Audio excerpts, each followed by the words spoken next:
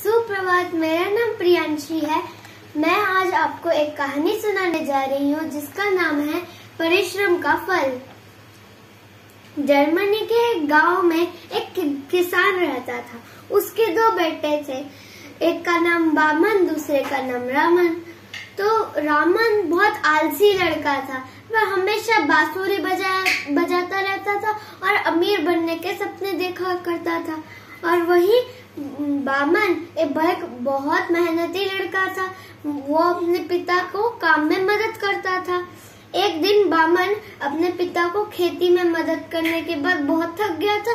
वह एक पेड़ के नीचे बैठकर आराम करने लगा। तभी उसने सुना कि दो तोते बात कर रहे थे। एक तोता बोला, क्या इस देश की जो राजकुमारी है वह बहुत बीमार है, उसके ठीक होने का कोई उपाय है कि नहीं? तो दूसरा तोता बोलता है, हाँ क्यों नहीं।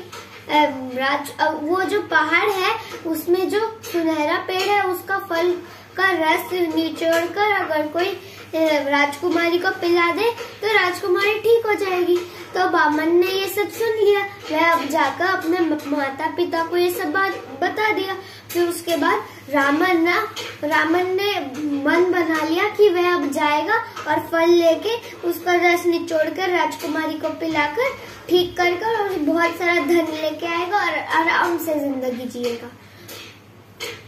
फिर उसकी बामन और फिर रामन जो था उसकी मम्मी ने उसको थोड़ा सा खाना और पानी दिया और भेज दिया।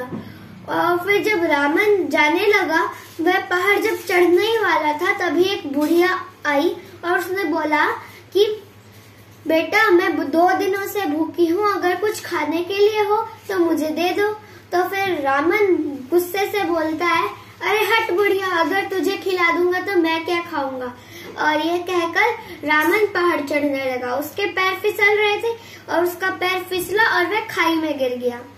फिर उसके बाद जब बहुत दिनों तक रामन नहीं लौटा तो बामन वो भी जाने को तैयार हो गया।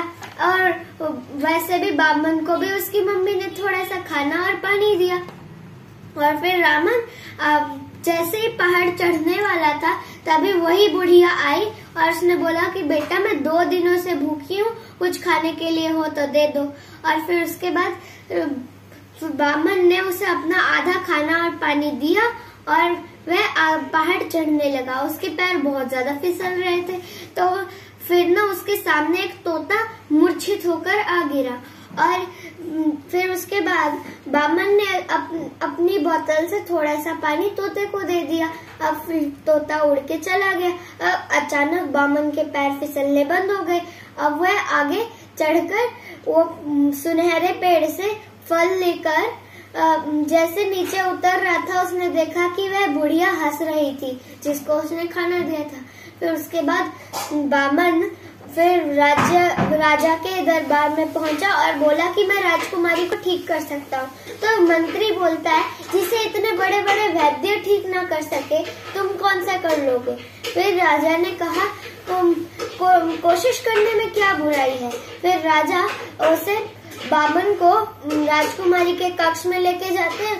राजकुमारी बेहोश पड़ी हुई थी। जब बामन ने फल का रस राजकुमारी को पिला दिया तो राजकुमारी उसकी आंख खुली और वह बोली, हे राजकुमार तुम कौन हो।